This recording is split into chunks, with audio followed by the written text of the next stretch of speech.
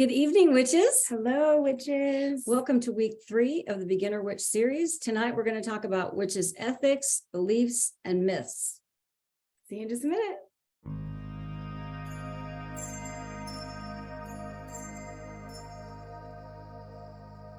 Cheersies. Cheers. Happy Ostara. Happy Ostara. Hello, everybody, and welcome back. As you guys know, this is week 3 of the Beginner Witch series. And last week, we sort of touched on what ethics, beliefs, and morals might be about, because this is a big topic. And we talked last week for an hour. So that's how expansive this can get as a topic. But today, I'm going to give you a lot of journal prompts or things to think about because I want you to start formulating your own ethics and beliefs. And the two are related. The way that we describe a belief is something that you know to be true for yourself. And the ethic is the action that you take because of that belief. So when you say that you're acting ethically, it's because of a belief that you hold. So as you're writing your own witches, ethics, and beliefs for yourself, and nobody has to see them, approve them, we are going to give you some ideas. I have the historical 1974 American Council of the Witches, like what they proposed for ethics of witches. There's 13 of them. So we're going to go over that. Lots of journal questions. And then at the end, it gets kind of playful because myths about witches are plentiful.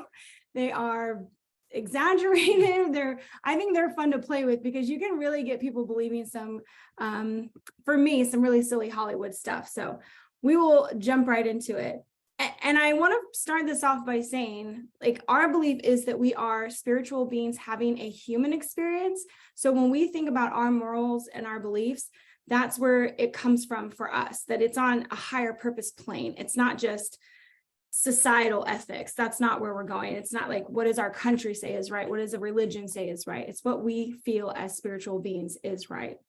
And that's kind of the right or wrong with it, right? Ethics and beliefs are, you're picking a side of something, whatever the subject is, you're picking a side for yourself.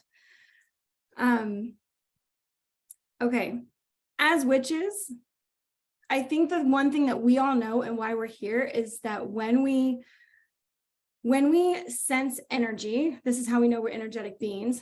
Physically, things can happen to us, like we get goosebumps on our neck or our whole body gets flushed. You're like, whoa, I felt that. And that's how you can tell that you're in situations that are energetically charged. And it can give you a very excited, awesome feeling, or it can give you the feeling of, I need to leave here right now. I shouldn't be here. This isn't good. This situation could turn, like there's an inkling, right? So that's when we start thinking that that's what our intuition produces on the outside of our bodies as well. So this is how it all kind of ties together with forming your myths or forming your beliefs and your ethics that leads into your intuition and building that and getting that stronger and living by what you think about. So what we think about, we bring about. And if you have your ethics and the way that you live on one side, that's the life that you'll attract for yourself. So that's kind of the grouping of everything tonight that we're going to talk about. I think I already said, do you want to go? No, I was just thinking about how the things that when Jamie said, what you think about, you bring about. And sometimes, we can get caught. I'm going to say this about, sometimes I get caught in this, cycle of thinking about things that I don't want to bring about. And so that's going to be, I think, in another, that's manifestation. It's the manifestation and even meditation to help you calm your monkey mind. But, we've had some family stuff going on lately, and it's hard for me not to worry, like, about my grandchildren and stuff. And I know it's their journey, but I'm sure you guys maybe have been where you can't help yourself but worry. So be careful of that, I guess, and use some other tools to calm those thoughts. Mitigating worry. So that's all I was thinking about when you said that. I immediately thought, I haven't been doing a very good job of that lately. Of keeping your mind in check. Yeah, keeping my thoughts. Our mind is human. We're part human. We're not just energetic beings. Like, we fall into that as well, where we get caught in the psychological cycles of stuff that happens to us here physically. You can't ignore those things. I mean, that's what shadow work is all about, is that we dive into Why do we process things in a certain way? Why do we hang on to it? What are our triggers?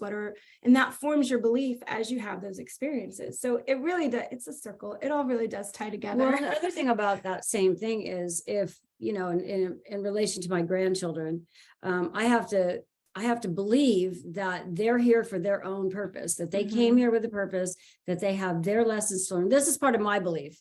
I believe it for myself, so I believe it for them, that they came here with their soul's purpose and they chose this life. So whatever struggles they're going through, those are the struggles that they picked. That's what I believe for myself.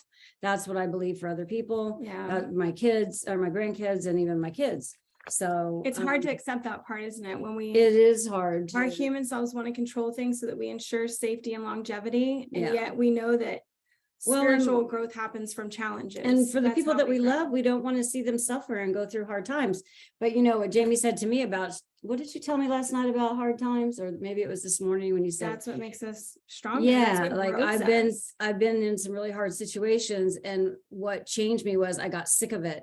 And so I changed it. And so each person has to get to that point. It's a little bit off topic, but maybe not. I don't know. No, because all of those things, your experiences are going to tie into your ethics and beliefs, whatever they are. That's why nobody needs to approve them for you. That's why we don't all need to have the same ones. We don't need to all live by the same thing. But what we need to be true to, in my belief, is that we need to be true to our higher selves. What do you really want for yourself? What does that higher purpose look like? And we're going to go through some journaling questions that have you ponder that. Reflect on that is really the right word, not ponder. I want you to write it down. Remember, we're building in the grimoire, we're building in a journal or a book of shadows, wherever you want to write things down at. You want to build on these things, because the more that you think about it and reflect, the stronger you are, because you know you. That's one of the witch ethics that we really believe in, is knowing yourself. And that takes work. That takes reflection and hard questions being answered and gone through. And journaling when you don't always do the things that you intend to do, and you maybe do things that you didn't intend to do. Yeah. And reflecting on why. And anyway, okay. So I just had an example here, but I think everybody gets the point because we actually talked about it thoroughly.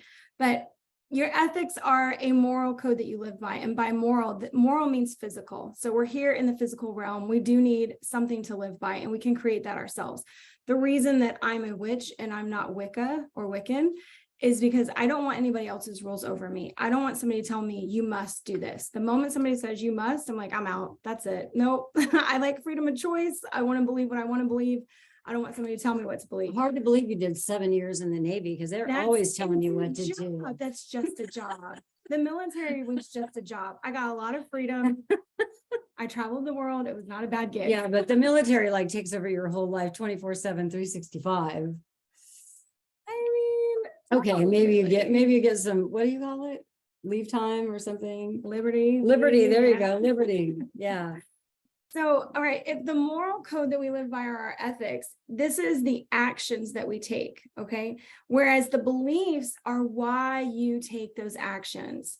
Why do you go to work every day? Why do you take care of your children the way you do? Why do you take care of your pets with love? What is that? It's because you believe it's probably, for lack of better words, the right thing to do in your mind. Like, you have a standard of living that you believe is good for you, and that's what you uphold.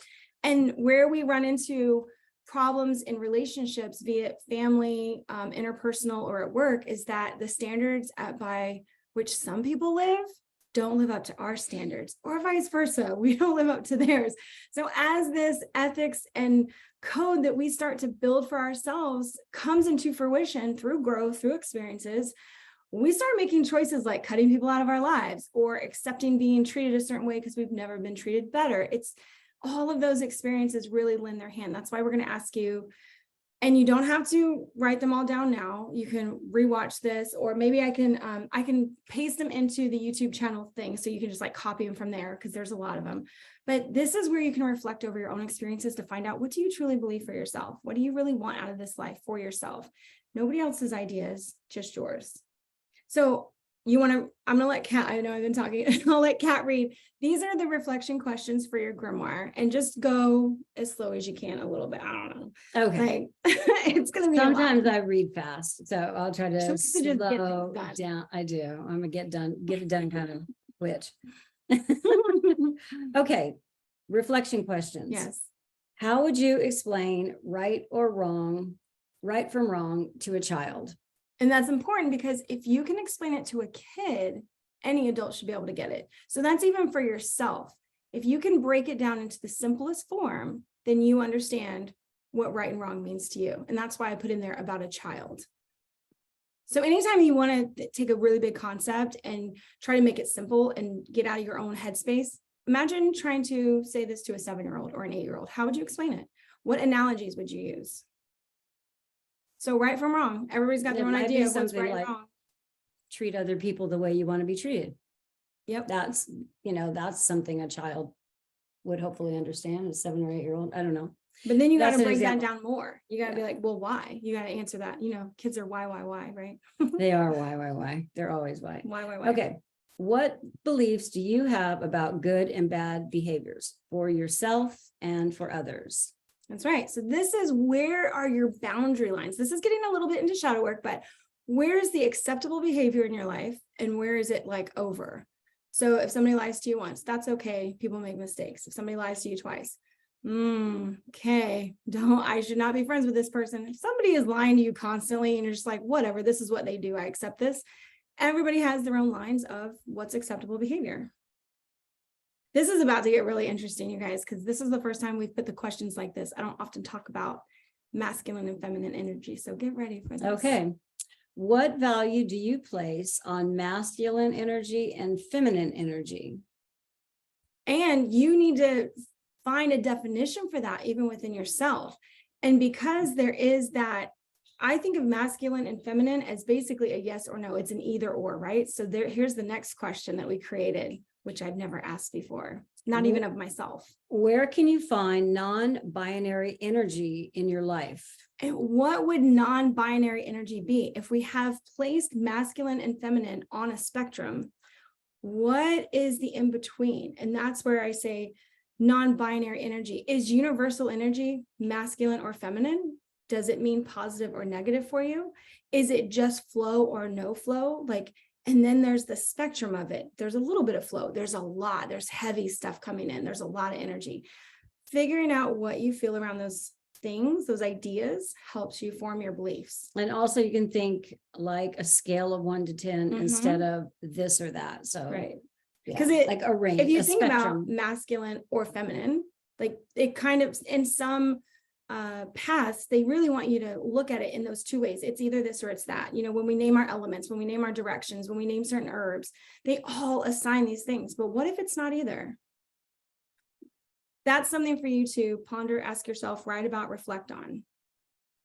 Okay. What is your view of the world you live in? Be descriptive. Yes. What's the view? When you go out into the world, what are the things that you say about the world right outside your front door? I know what some people say sometimes. I'm also, all the people, we live in vacation land. It gets really hard here. It's hard here right now. Spring break month. And all the snowbirds are getting ready to go home in like another week. And it's really crazy. We're like peak of it's peak inundation it's of traffic. Peak energy of all this energy from everywhere. And people are, the one thing that I do like about it is I like when I see the happy people. Yeah. Here, like I love that. So the traffic, it's hard not to get frustrated with it when you're trying to get somewhere because there's no getting around it. You're just stuck in it. Yeah. But I was in Walmart a couple of days ago and I saw a family, a husband and wife and 2 like teenage girls. And I could tell that they were new, they were shopping for things for the beach or whatever. And they all just looked really happy. And I was like, that warms my soul to know that people come here to have good experiences and just and joy in their lives and make memories. That makes me happy. I do wish they could fly or something so that we, or maybe we all could fly. She's jumping or ahead. Teleport from one side of town to the other side of town. Jumping ahead. Jamie came down here and was super frustrated with traffic tonight and it was really late. So it took me anybody who lives in a town that is got like touristy town, you'll understand what we mean. Joan, I think you do, don't you? Nashville? Nashville, yeah. Yes. Nashville's a big tourist town. Oh my gosh. Okay, so next question is, when do you feel attuned to the natural rhythm of the earth? And I said when, but have you ever even reflect on that? Like, where can you go and truly feel like you're one with nature? Being in nature and being part of nature is really a general witch ethic or belief that's where we find purpose or balance, bringing back balance. I love what I was reading through the thing, the chat. Yes. So Stephen says that we all have both energies, right? Masculine and feminine energies, and finding the balance in that. Yes, because in nature, everything is consistently creating balance. Humans in our world and all the control we try to put over things, we're interrupting the balance most of the time, and then we're trying to find it again. So being in nature is kind of that, when you feel the natural rhythm of the earth, when are you attuned to it? Where do you have to be? How far outside of a city or a place do you have to go to find that? Because that's part of our sanctuary, I think, as witches, is absolutely getting into nature, getting away from everything else and feeling beautiful like parks, even if there's other people in them, yes. Beautiful park, of course, the water, anywhere near the water. Okay. What do you believe your personal role is in the world? This is a big one. So you're finding your life's purpose. And I'm going to ask you that next question, like life's purpose stuff, but you have a role in the world. Everybody has something that they're contributing. It's why we chose to reincarnate during this time. So you have an energy that's needed in the world. And when you acknowledge it, you just get better at it or bring it more about. Or if you realize that you don't like what you're contributing right now, you can change that. You always have the power to change the path that you're on. Yes. I've changed my life, like, I don't know, a bunch of times. I feel like I've had 5 lives while I was here.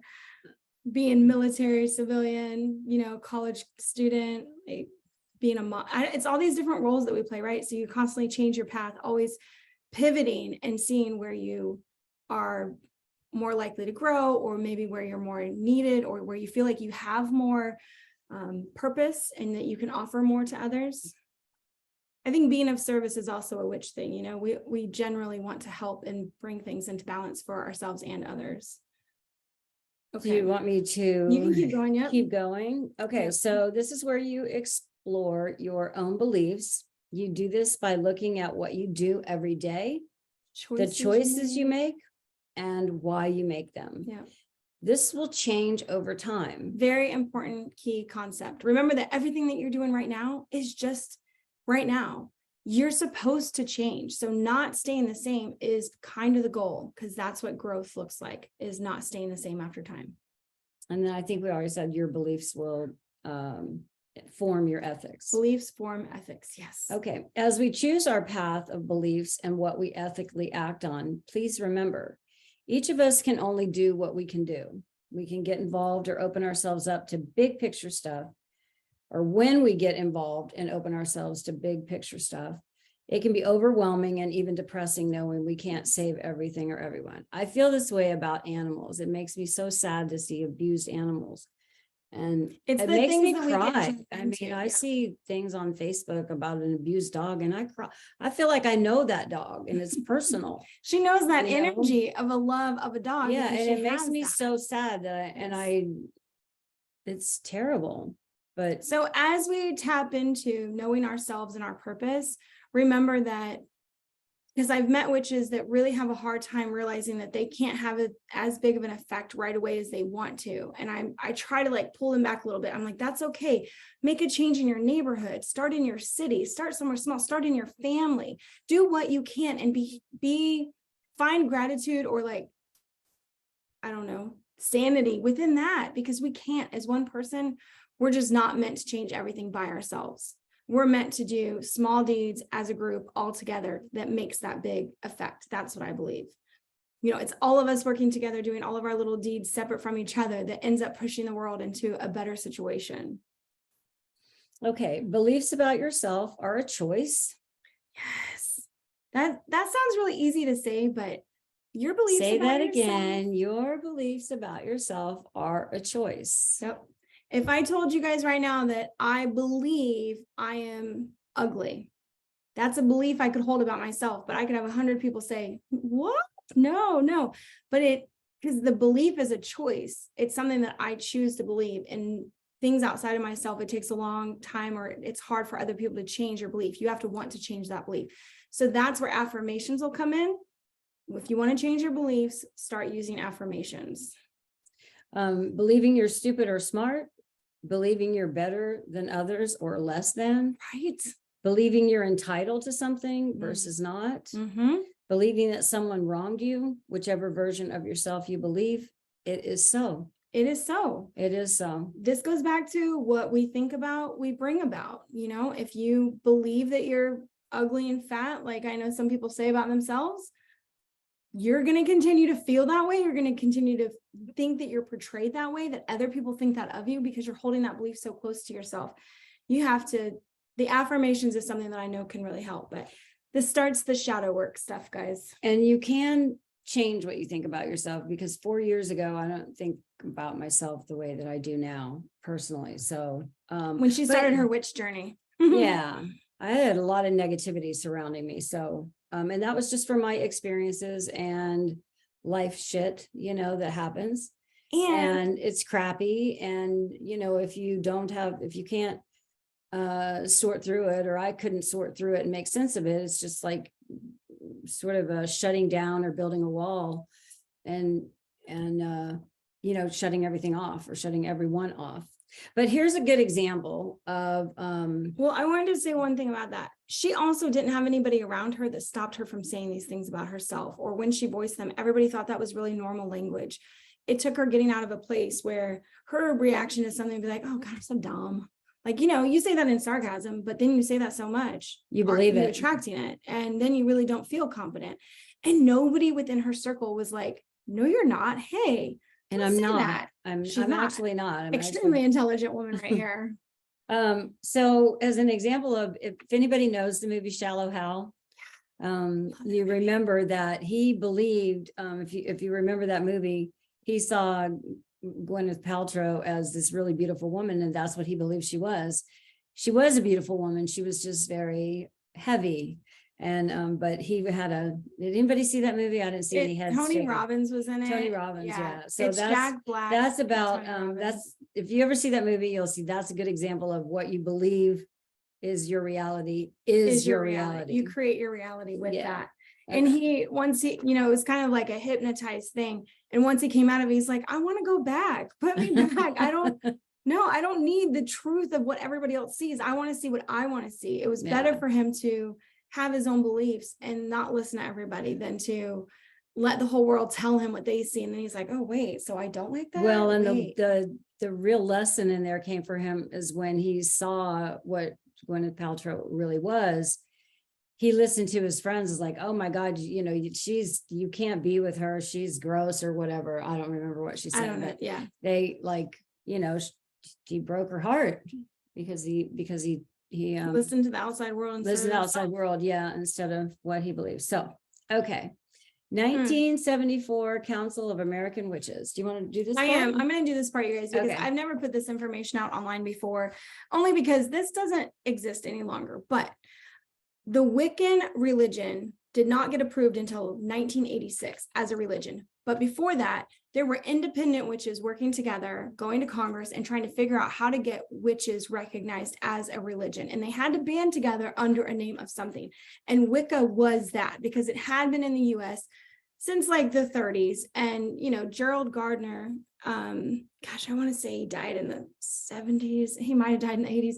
He lived to be like 90. He was up there, but he started this whole thing. And so people came about that didn't necessarily agree with everything Wicca, but wanted to form something that could allow us as witches, as spiritual beings, to have a religion or something that we could be protected under. So this, I have a lot of gratitude for, because it took them 10 years or over, 1974 to 1986, to get Congress to approve that our type of belief, nature-based religion, could be considered and added into the recognized religions, which means that, this is weird, but if you get locked up, go to jail, you're in a mental health facility, there are certain practices that they do not honor, and they don't care, and they won't let you practice it, and they won't give you the things you need. You know, if you say you're a pagan now, you have to be allotted a certain amount of time outside. You have to be able to observe nature. There are things that they have to let you do now because people worked really hard to get a pagan witch religion recognized by Congress. So In 1974, a bunch of witches got together and they were the Council of the American Witches, and they tried for all those years to get something recognized. And because you had to have something outlined, formulated, all of that, they created 13 principles of a witch practice. And I thought it was really helpful tonight, since we're talking about this, to tell you guys what those 13 practices are. You can look this up if you want to. There's not extra explanations, really. It's just, this is what they went to Congress with. Well, principles of Wiccan belief. No, they disguised it under Wicca because that was what the majority of people claimed. Solitary witch, like I said, is a new thing. Like, nobody called themselves a solitary witch. They just said their witch is not practicing Wicca a long time ago. Saying you're a solitary witch actually takes you out of the religious sector of it to not be under Wicca sometimes. We went through names and types of witches in week 2. So you can watch that if this all becomes kind of convoluted. And it's murky waters. But I love these 13 principles. I love that it's 13. Right? 13 is such a good number. I was number 13 in boot camp. Yes, which is 13th state of the United States was Rhode Island. And I carried a flag in boot camp. So it was in height order.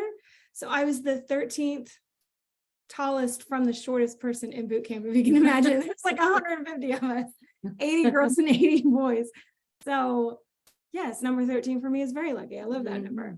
All right, do you want to read them? Sure. Go ahead. Okay. 1, know yourself. Number 1 principle of what they proposed to Congress, that witches, that's like a principle of being a witch, is to know yourself. I love that. Know your craft. Number 2. Know your craft. I think that's just stating what you choose to practice. Know your craft, know what you do, what you like to do, what you want to do. 3, learn. 1 word, to learn. That's growth. I think that's the same thing as growth. You're learning, you're growing. It's synonymous. Number 4, apply knowledge with wisdom.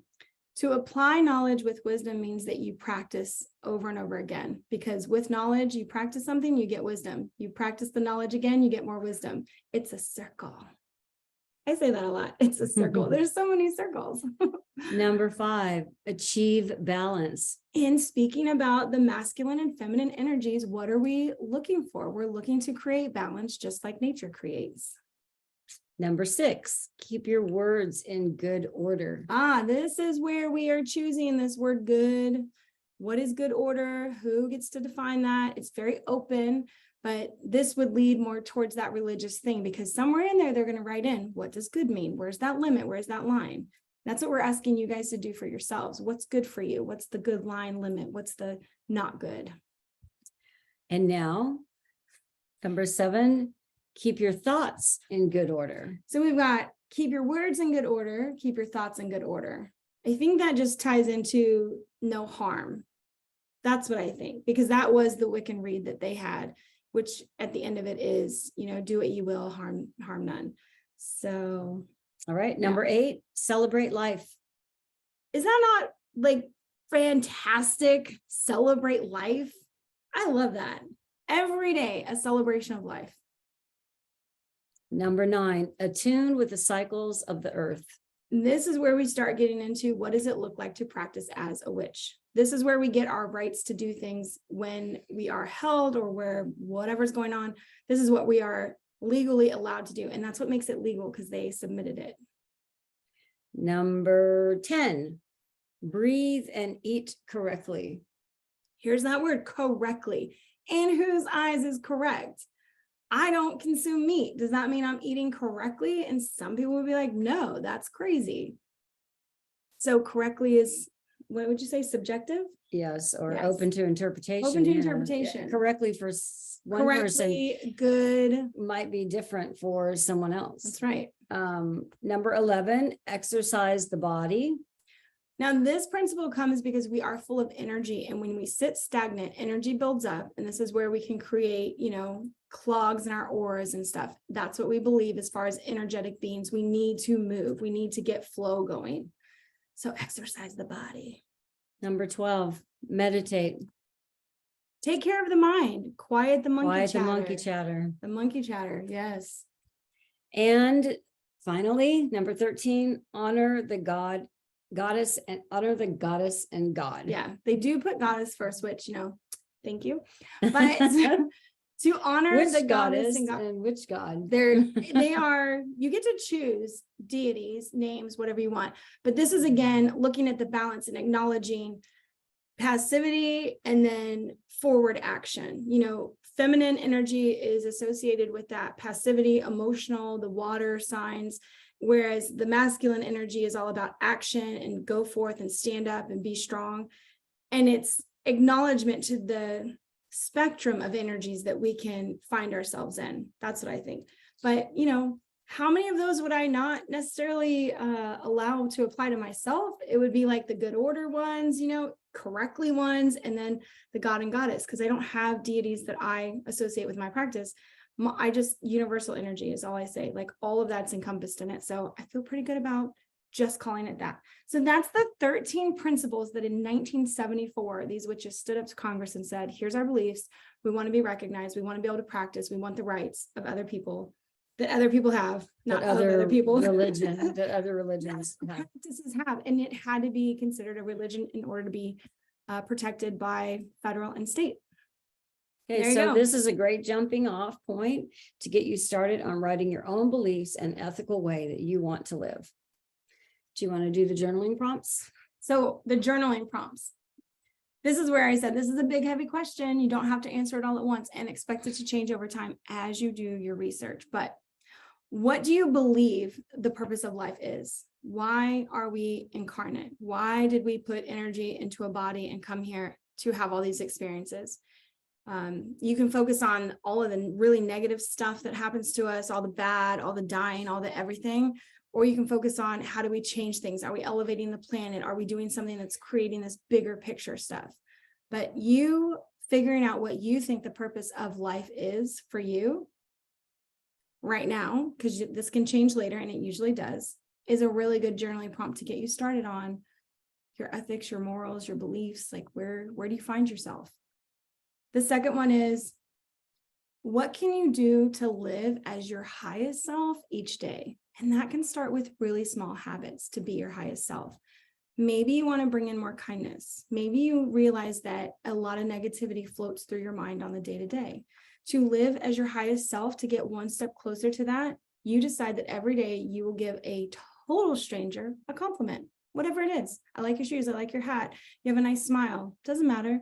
Just you need nothing back from them, but you provide them with something that's going to pass on a positive energy. They're going to smile and they're going to carry that with them. That's what you're putting out into the world. Number 3, what behaviors can you see that confirm your beliefs? This is a hard one. So what behaviors do you have that you do that confirm what you believe and how you should be living? As an example, for me, like taking care of the earth is one of my ethical beliefs, and my behavior for that is to try to recycle and reduce using plastics or, buy materials that can be recycled or renewed. And that's really part of my philosophy of life for me. I even tell my husband, I don't care if Pepsi products are on BOGO, it's in plastic. I'd rather pay $8 for 12 cans than get 12 plastic bottles for like $3. I don't care. Like that's my ethical belief because that's my practice that I do. So you find yours. What are the behaviors that confirm your beliefs? And if you can't find any, you may believe things, but you're not acting on them. And this allows you to start changing your behaviors to live more like the higher self that you want to be. All right. Number 4 is, what is the legacy that you're leaving behind on this physical plane? So what will you be not necessarily remembered for, but like, what are you leaving behind here? If you were to stack up everything that you've done in your life, all of the things that you've had, or animals that you've saved, or people that you've helped, or whatever it is, like, what is the imprint that you're leaving here from this physical life? When you answer this question, it's again, another thing that helps you determine, are you living in alignment with what you believe? Because you're looking at an action, you're looking for actions that help you say, I believe this, and here's how I act on that. Here's what I do to actually make that a reality. It's not just a thought. It's not just a belief that lives in my head. I actually act on that. Okay. Those were 4. I think is that it, or do we have more? I think that's all of the actual journaling questions. I feel like there were a lot, or at least it was a lot to think about, especially with the 13 principles. One of the things that Kat and I like to really talk about at this point is our belief, because we're asking you to think about like your life's purpose and what are you doing here? What are you leaving behind? We like to think that us being here physically and when we pass over, that our life reflection, if you're familiar with this, it's kind of like, oh, your life flashes before you when you pass over. It's not that you get to relive all the moments of your life that are the greatest, but that you're reliving your life from all the people that you interacted with.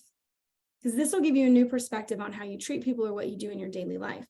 If all the people that you interact with, you get to feel what they felt through your interaction, you get to see yourself through their eyes. What would that feel like for you? How would that grow you? How would that change you? What would you do differently?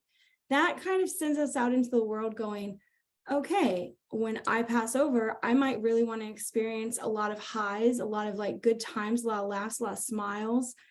I'm going to try to create that in the world as I go out. I'm not saying we don't have hard times and we cuss people out and honk at people and whatever, because that has definitely happened. I've had some pretty bad relationships and there's nothing I can do about that. It ended the way it did, words were said, whatever. But I'm always trying to act within my moral code of like, I'll only go so far within being mad, other than that, I just cut them off and I'm like, best thing to do is walk away. How far will you let yourself go into punishing somebody or treating somebody really poorly or like giving vengeance or payback? Where does that line lie for you? Well, if you know that you're going to have to feel whatever that person felt that you sought vengeance after or did something to in revenge or treated poorly, if you know that you're going to have to feel the feelings of that person, would that change what you do? I know for me, it changed resting bitch face, because I've always been told that, when I was young, I'm a Scorpio, so I keep to myself a lot. Your excuse, yeah. It is. Well, part of it anyway. Yes. If I was a different sign, I might have a different personality. I would have one, but anyway, but when you hear people say to you, I thought you were such a bitch and you're not, the expression on my face, I have to really watch it. I have to remember to smile, because otherwise I look like a bitch, and I'm not usually. So I don't want people to feel like that. She can pull that card out when she needs to. I don't want people to feel like that when they interact with me. So I have to make a concerted effort to smile more, and it's not easy sometimes, because it's not natural for me. It's not a habit yet. It's not. It's not always a habit. So for mine, it was I needed to speak up more. So I was always really okay. And I'm a Pisces. I don't know that our signs necessarily matter, but I was the passive Pisces. I would let things just happen in front of me. And I'm like, I don't need to speak up, because I'm not changing anything. So just water on a duck's back, just let the situation happen and never speak up. And now it's hard for me to shut up. So I guess I needed to change that about myself. First, to stand up for myself, and then to start standing up for other people and start helping them and offering help. Like today at the grocery store, I help an older person go to the grocery store and just shop, just get their things. It's a kindness and I love it. It's a fun time. I didn't have grandparents really growing up. So this is like, I get to experience what it's like to be with a grandparent type person. And now when I'm in the store at 10 o'clock in the morning, there's a lot of older people there. And I'm like, wow, this is such a new experience for me. So I see them. Sometimes they forgot their glasses. Sometimes they're having trouble with something. They can't bend down. They can't reach up, whatever it is. And I just find myself more and more, not just watching the situation and being like, oh, I'm not going to get involved. That feels scary. Asking people, do you want me to read that for you? Do you need, I can grab that for you, and I offer this assistance where in my 20s, I was probably really afraid. I don't know. What was I afraid of? I don't know. Rejection. Who knows? But I just didn't offer it because I was afraid there'd be an awkward encounter. And for Pisces, awkward encounters are like the death every day. Like you just don't want to have an awkward encounter. So you just walk away from everything like, nope, not getting involved in that. So I think as we put ourselves out there, you do the things that feel unnatural at first. And then over time, you're like, God, I really love that. That's awesome. That was a good feeling from that. I'm so glad, like seeing them smile and you smile and you're like, a positive exchange. Love that. It feels really good to help people too. Just random strangers that need help or just to be nice. What's the most random stranger you helped? I love putting her on the spot. I do this all the time. Well, I know yesterday, Sunday, when I went and got my nails done, I was very engaged with the person who was doing my nails, asked questions, her name, and just being more gregarious, I guess, and friendly, so that they're not just sitting there working on my nails while I'm on my phone or something, or just completely ignoring more human exchange, like just ignoring them while they slave away over over some stubby little some little stubbies. I don't even have painted nails. This is like 3 weeks old and I've been working in the yard. All right. Okay. So we did that. You talked about the message from the masters last week. Oh, the next little part is myths, you guys. This is just really quick, and we are going to move. And this is actually going to be funny. Some of it is so absurd. You probably have your own things that you've heard. I mean, I think writing down the myths are just really comical. It just cracks me up. But but the thing about some of these myths that you'll hear is that we do, as witches going out into the world, and especially as new witches, when we're trying to sort of find our place in the world. So now we're on this path, and how do we live that authentically and be our true selves when you have these beliefs out here? Because these are myths, but a lot of people believe this crap. So right, a myth can be somebody else's belief. We're just calling them myths because they're not real to most people. They're just real to people who don't do research or don't meet a real witch, or don't see behind the curtain. Maybe, I don't know. Well, they read Merriam-Webster's definition of a witch. Horror movies, it's just funny. Exactly.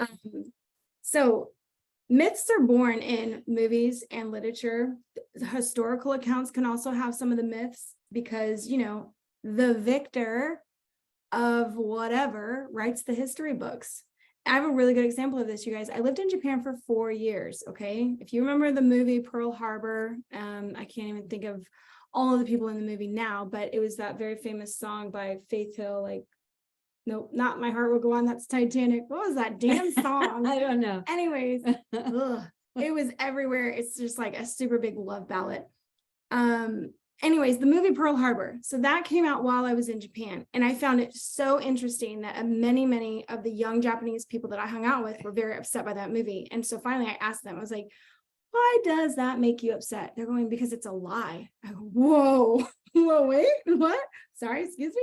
They're like, that's a lie. That's bad on us. You're making the Japanese people look bad. And I go, wait a second. So you were not taught in school that your Navy bombed Pearl Harbor and did this whole devastating thing? No, they're really not. They have no idea why we, dropped a bomb on Hiroshima and Nagasaki. That was really shocking to me. I was like, wow. So even when you're in a culture, the truth can sometimes be so skewed, you don't know. The truth can be withheld from you. That's why it takes research and finding out about myths and finding out about why things are called a certain way.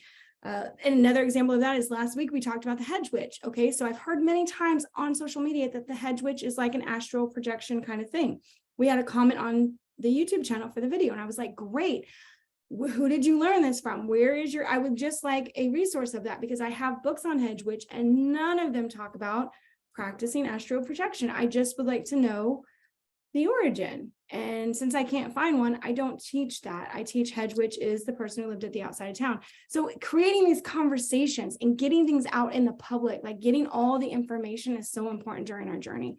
I think that's probably one of the biggest things to be a witch is you do have to do self-discovery. You gotta have multiple resources, or don't just trust one source. Get a couple of them. Due diligence is the word. Due diligence. We actually have that in here later. Mm-hmm. Okay. Myths are created from lack of knowledge, I mean, we're saying that now. Yeah. Yeah. It's It's shit people make up without doing their research to They cause panic, panic. or ostracize others. they want to make them put them on the outside of the circle. Speculating and not practicing. So it's people who try to spout off a lot, but they've never done the practice, so they don't have the experience to speak from. Fear, lots of fear. When people fear something, that's when they really start to be like, oh, this is horrible. This is against everything. I recently saw a video, a reel, whatever, that what's it called? Reiki, that Reiki goes against the practices of Jesus. And I was like, that's new. I don't know why that showed up in my feed, but cool. Glad to know that one person out there thinks that Reiki is like not Jesus friendly. It's like, that's really sad, because I think he was probably all about energy. How do you think he like cured the blind and all that? Anyway, just a thing that's out there. That's a whole thing. That's a whole thing Just right saying, there. there's lots of things that you'll see or you'll come across. Don't buy into them immediately. Just try to research them. There's lots of really good websites out there trying to always bust myths and give people accurate and what do you call the bibliography? Like, they're going to give you the resources they use. If you find somebody who does that, like, I will do that. Anything that I have, I will give you guys resources for, because I didn't just like come up with this on my own, right? That's how you Or provide saw it in a knowledge. meme on Instagram or something. Totally Instagram witching, you guys. I know, 100%. It's all my knowledge. All right. Can I do the? Yes, I'll do you do the that. examples. We're going to go of- through all the super funny stuff. Okay. Examples of myths. Pagans worship a golden calf. I actually had somebody say that to me on Twitter one time. Pagans worship a golden calf, the devil, demon, dark spirits, etc. The pentagram is something to be feared and related to evil, devil worship, etc. Remember, these are examples of myths. Myths. And remember, myths are, what did we say? Lack Created of- from lack of knowledge, jump into conclusions, To create speculating. fear. Yeah, lots of fear. Yeah, Usually they're centered around fear. They want people to not believe in this stuff. They want to make people fear it so people don't research it, and you can get the collective in one spot. Well, a lot of these has religious connotation as well. The devil. I don't even believe in the devil. Yeah. That's a religious concept, the devil. Yes. Let's see. Witches need materials like crystals, herbs, candles, and altars to practice witchcraft. Not true. Not true. We're going to go over that in week like 6 or 7. You don't need anything but your mind, your energy. Witches wear black and pointy hats. You got that one time. Are you going to wear a pointy hat? I've been asked on our YouTube channel. People comment on the videos like, when are you going to wear pointy hats? And I'm like, yeah, it's not really my thing. I don't. I'm more of a crown person like than a fun hat. crowns, like, that's what I like. All witches practice cursing and hexing. So cursing and hexing, types of spells or whatever. Not all witches do that. Witchcraft is a religion. It's not. It's a practice. Witches are female only. And that male witches are called warlocks. Also a myth. You can call yourself whatever you want to be called. Witch is not deemed male or female. Warlock is actually an Old English word meaning traitor, liar, or enemy. Yes. And you can find that at etymology. Etymology. Yeah. So a couple websites that we use when we're looking to confirm or look for information. Fact check. Fact check. Yeah. Etymology. Etymology, the history of words. .com, the history of words. And Learn Religions is another reputable site for finding out all kinds of things about different types of religions and practices. Let's see. Another myth. We have Hollywood with all of their stories like Flying on Brooms, The Craft, Practical Magic, Hocus Pocus, Ursula the Sea Witch, Samantha and Bewitched. I love that show when I was little. Still cute. The Blair Witch Project, Snow White, Wizard of Oz. Yeah. So just examples of where you'll find stuff and then people will think like that could actually be based in some fact for you. So when you're going out, if you're going to have the conversations, people might really ask you those questions, and it's fun to have something prepared. If you've ever seen anybody who's ever seen The Craft, they go out, they're in the water and they conjure up and they do all this stuff, and like people actually think that we're doing that, and we're not making things fly. We're not. Let's see. Witches control the free will of others. So here we go with the really negative, scary part of witches, because Ooh. now we have to be worried about what they're going to do to us. If you Right? get close to a witch, Yeah, make what- sure you cover your mirrors, because you're going to bring the devil. don't Witches, bring up Karen. witches can conjure the devil, demons, or gods and goddesses to do their bidding. Another like scary thing, right? People are afraid.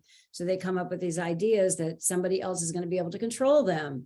And they're going to do this through demons, which is frightening already, because most people have some experience with religion where they learned about the devil and how bad the devil Or was. being scared of the dark, or like shadowy stuff, or can supernatural things happen to me? All of a sudden witches are being credited with making supernatural crazy events happen, and it's like, no, we don't want that either.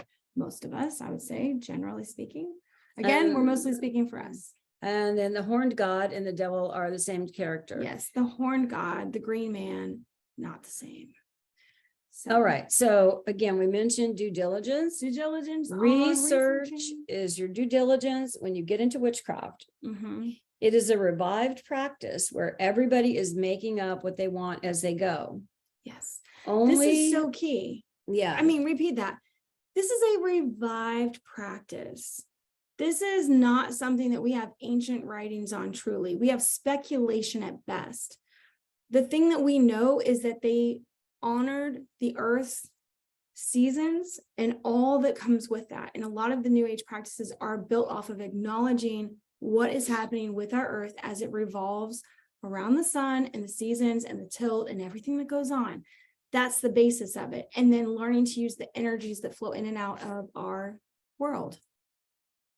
So only historical facts can prove that something was or wasn't an ancient rite of passage or practice, I guess.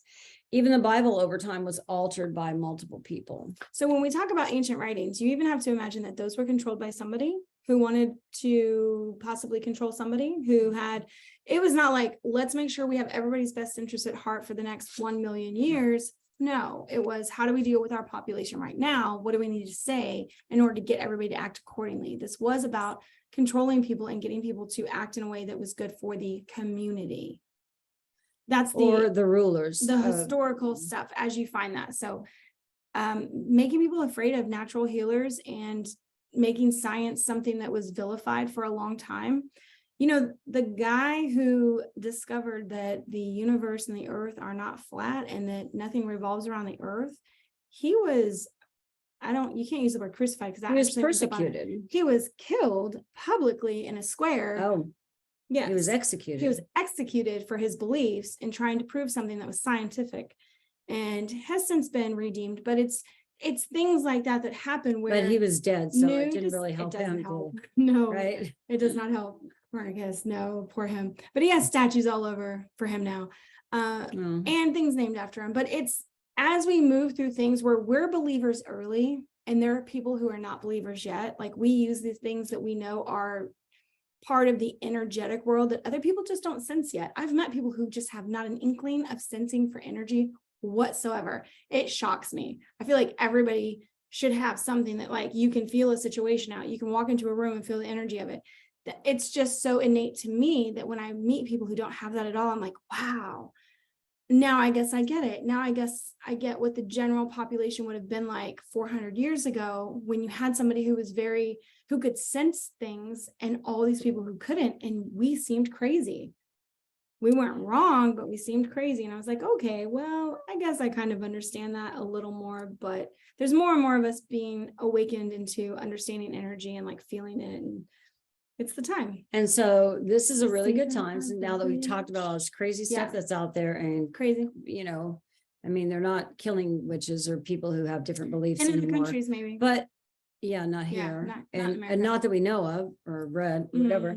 But this is a good time. Our final topic here is about safety as you embark on this path, and you practice and you meet people and stuff. As you start to talk to people about being a witch, just speak carefully with people, and only tell people that you trust. Don't go out into a bar and declare that you're a witch. And I would not say that was safe. because you don't know what other people believe about what it might spark in them, what it really might we had turn on the crazy. We had a situation with a family member who was dating somebody who was super religious, and she told him that she was a witch. And he was excited and curious. And he was excited and curious. And then when things fell apart between them and his life started to go into shit, he came to her house and accused her of putting a spell on him. He went so far as to go to the police to file a report to say that she had hexed him because his life was shit. That she sent a demon after him. Yeah. So, I mean, and destroyed his life. Right. The police station, you guys. Yeah, I tried to file a police report. So, he did not take any responsibility for what he was doing. He was using drugs.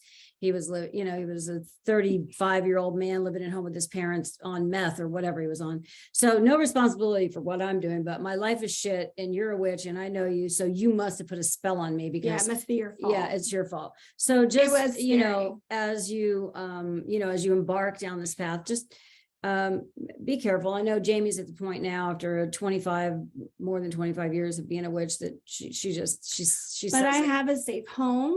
I'm very protected where I'm at. I do not fear anybody messing with me. When I was a single woman, I did not do that. This is very different. I have a grown ass strong man to take care of me should anybody come knocking.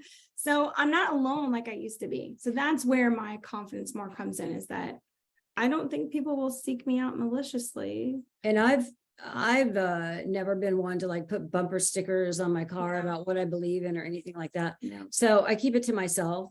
However, when we painted my house, I did have Jamie put a pentagram. I'm so jealous. I want one on my house. Right, it went over my garage. So anybody that looks up there is like questioning that, and no one messes with me. No. There's not even been like a note on her door. Nothing like that. Actually, I think she's found more ladies in the neighborhood that are more witchy also. Like, I feel like she moved into an area where there's women who are strong, independent women living alone that are like, I don't need a man and I do what I want. And I practice like being healthy and happy. That's what I do. Yeah. Not looking for acceptance from anybody. Thank you so much for joining us for week 3 of the Beginner Witch series, where we talked about beliefs, ethics, and myths of witchcraft. And we gave you some really good journaling prompts to get you started within your grimoire that you can reflect on to help build your own beliefs and practices. Have a wonderful week. Happy start. I hope you have a great new moon. Just celebrate life. That was one of the 13 principles. Celebrate life. There you go. We'll see you guys next week. Right. Bye. Bye.